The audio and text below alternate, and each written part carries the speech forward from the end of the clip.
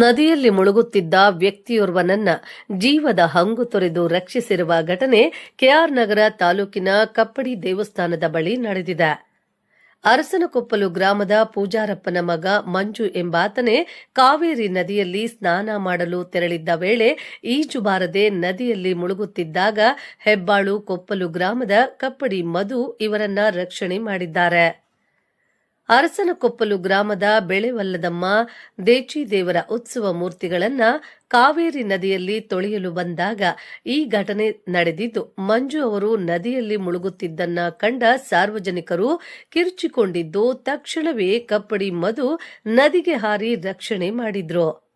ನಂತರ ನದಿಯ ಮಧ್ಯಭಾಗದಿಂದ ದಡಕ್ಕೆ ಮಂಜು ಅವರು ಅವರನ್ನ ಕರೆದು ತಂದಾಗ ಕಪ್ಪಡಿ ಮಧು ಅವರ ಕಾಲನ್ನು ನಮಸ್ಕಾರ ಮಾಡಿ ಜೀವ ಉಳಿಸಿದ್ದಕ್ಕೆ ಕೃತಜ್ಞತೆ ಸಲ್ಲಿಸಿ ಭಾವುಕರಾದರು. 2 ನಿಮಿಷ ತಡ ಮಾಡಿದ್ರೂ ಜೀವವೇ ಹೋಗುವ ಸನ್ನಿವೇಶ ಇರುವಾಗ ಜೀವದ ಹಂಗನ್ನು ತೊರೆದು ಮಂಜು ಅವರ ಪ್ರಾಣ ಉಳಿಸಿದ ಕಪ್ಪಡಿ ಮಧು ಅವರ ಕಾರ್ಯಕ್ಕೆ ಅರಸನಕೊಪ್ಪಲು ಗ್ರಾಮಸ್ಥರು ಕೃತಜ್ಞತೆ ಸಲ್ಲಿಸಿದ್ದಾರೆ.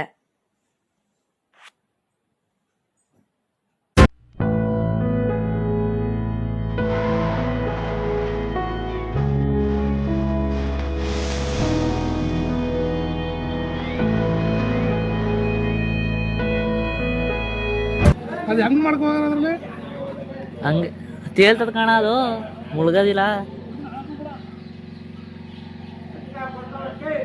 ಅಷ್ಟೇ. ಅದು ನಿಂತ್ಕೊಂಡ್ರೆ ಸಾಕು, ಮುಳುಗಕ್ಕಿಲ್ಲ ಏನೋ.